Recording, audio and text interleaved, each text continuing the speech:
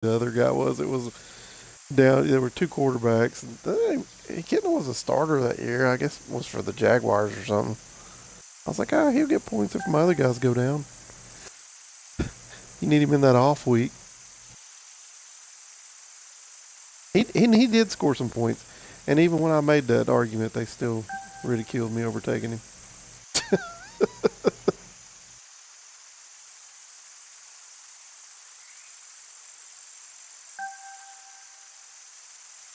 Yeah, John Kitna. That was a long time ago. He was the only guy left in the draft. And Bob God was asking. Oh, you got the thing open, yeah.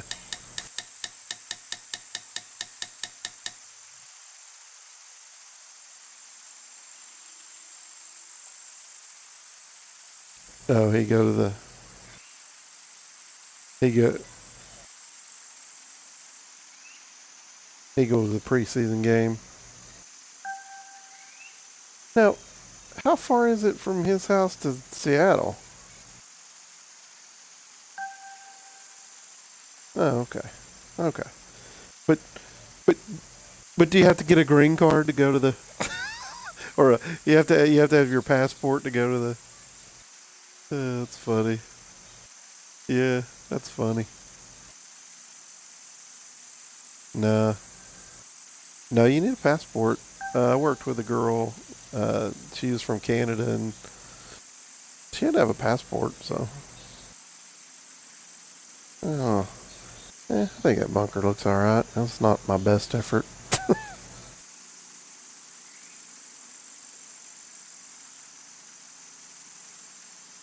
I'm gonna lower it a little bit. Oh yeah, yeah, yeah. I didn't get to see that. Did you get some good feedback on the Swiss course?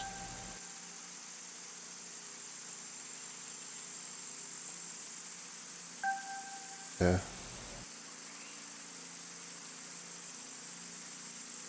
Raise that green a little bit.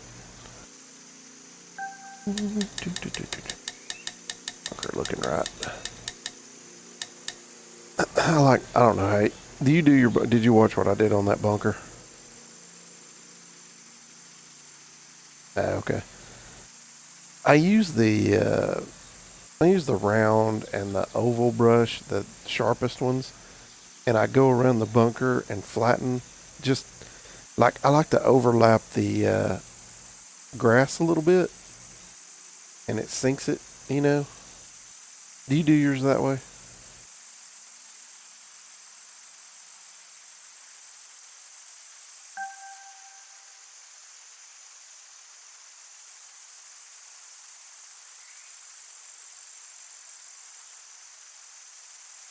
Yeah. Yep. Yep.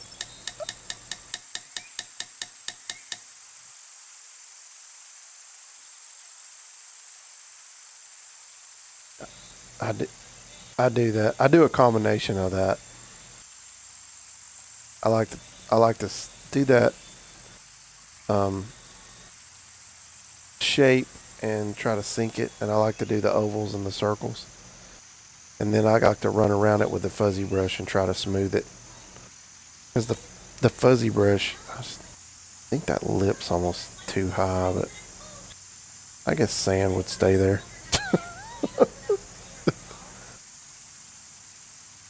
Yeah, it does, Bob. Whenever I sink it with the shape, it sometimes has a rough looking edge, but you go back with that little fuzzy brush and it'll, and you sometimes I even expand it out, like have like the fuzzy part and the core's inside the bunker and the fuzzy part is outside in the grass, and it seems to give it a better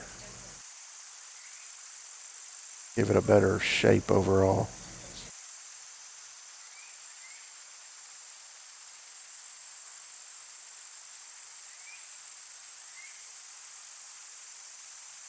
Yeah. What? Yeah. What do you think about? Yeah. Look at this. And what do you think about this in the countryside? It's not dirt looking, but I kind of like the way it looks in there. I really like the way it looked around the clubhouse. I've got it right there where you can see it in about 30 seconds. When the delay catches up. Yeah. So, yeah, I like that color. I don't know that if I'm married to it or not, but I'm kind of hoping though that the update would come out and I could use two different colors, right? Because that's coming in the update, right? Two texture colors.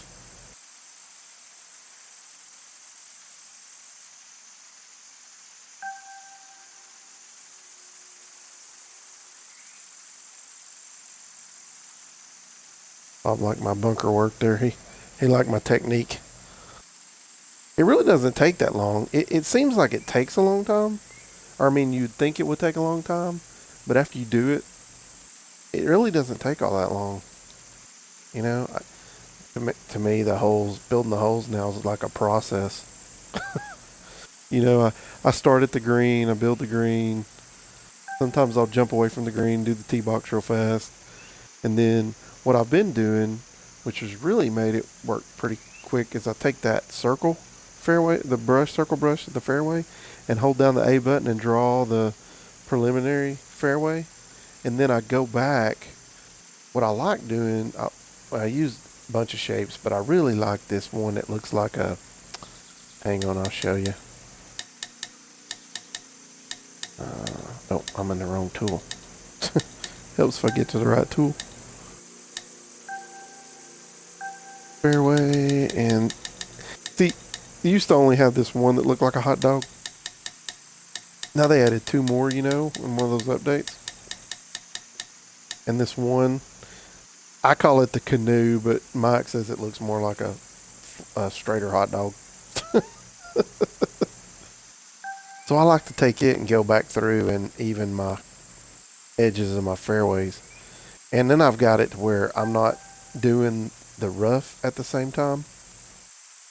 I take this same shape and go back and add the light rough around the edge. And see, this thing, you can make it huge if you want, and you can cover some territory, but it does pretty good. I mean, it doesn't completely straighten the edge, but it does. You can see it does make it. You know, it gives it a good look to it.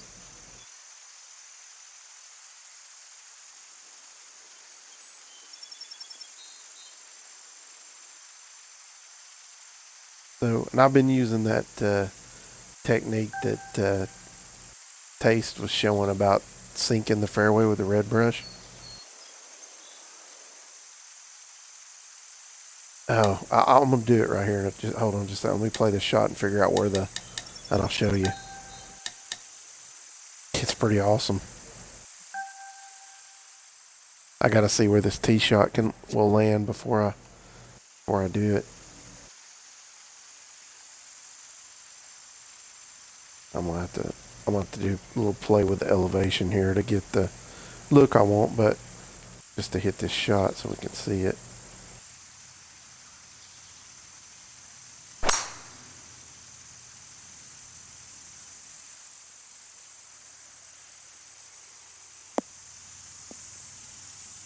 All right, so my tee ball went 284 with no wind, leaves me 143 yards. All right, so this is what I've been doing with these brushes, or this measuring tool on these courses that aren't real recreations.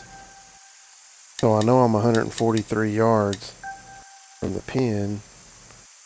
So what I'll do is I'll go find because I'm assuming it's measuring straight to the actual cup, and then come back 143 yards. So now with normal wind conditions, which is 0, you should hit a drive that could end up in this area. So what I'm going to do is I'm going to screw with you, and I'm going to put the bunker right back here. But so what he does in the video, which it really works awesome, is you go to terrain, and the best one I found is to use the sharp edge round brush. And I think I just been using, well, actually, let's try raise. So you go to this sharp round one and you go over your fairway that you have, and then you sink it till you see water. Hit A, and it deletes part of the fairway. So, and the cool thing about it is, right, once you do all this, you go back and add a bunker in there. I think it works better with flatten. Let's try flatten.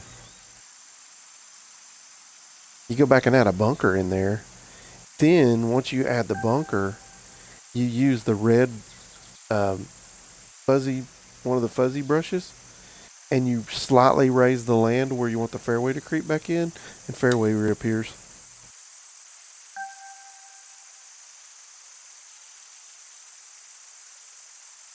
Yeah, yeah.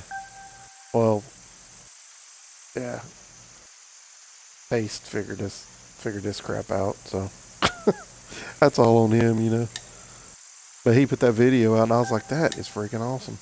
Because what I hated was building the pop bunkers in the middle of the fairway, and then having to cut the fairway all around them, to get a complete circle or fairway around those pop bunkers in the fairway. And I was like, man, there's got to be a way to do this. And he put that video out, and I was like, there it is, man. That's how you do it.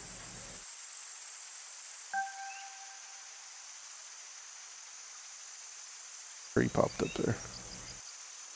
So now I've got to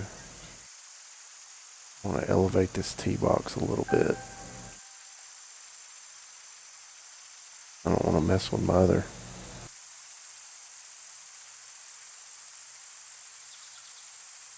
I better go to the oval. I'll jack up my green. I got that thing the way I want it.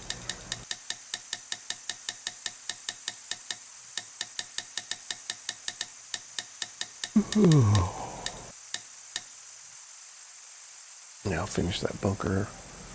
You can see it's pretty awesome, really.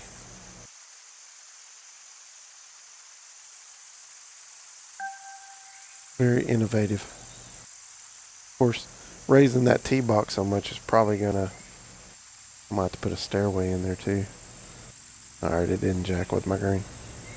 It'd probably change the distance, but that's okay because you know I don't think you're gonna clear it, and really it's just there to force you into hitting a draw. It's not, you know, I don't really want it to be there to purposely catch. I'm just trying to force you into playing a shot that I want you to play.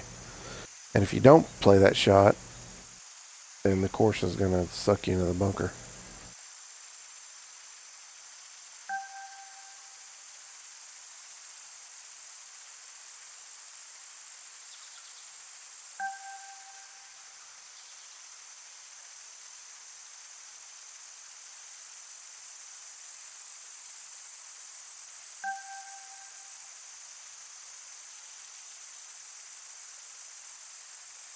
Yeah, that's right. It's the intimidation factor to make you think about it. Another thing that he was doing, which is pretty cool, I do it sometimes, and I'm gonna do it here. He was drawing his bunker in, right? So, like taking the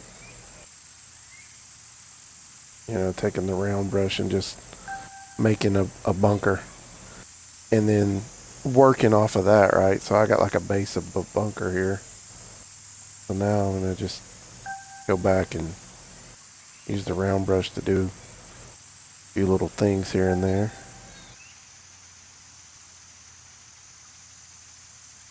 Yep.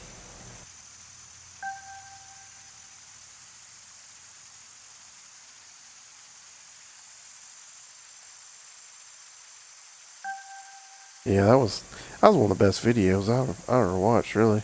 I mean, it was just like an eye opener, especially on this part.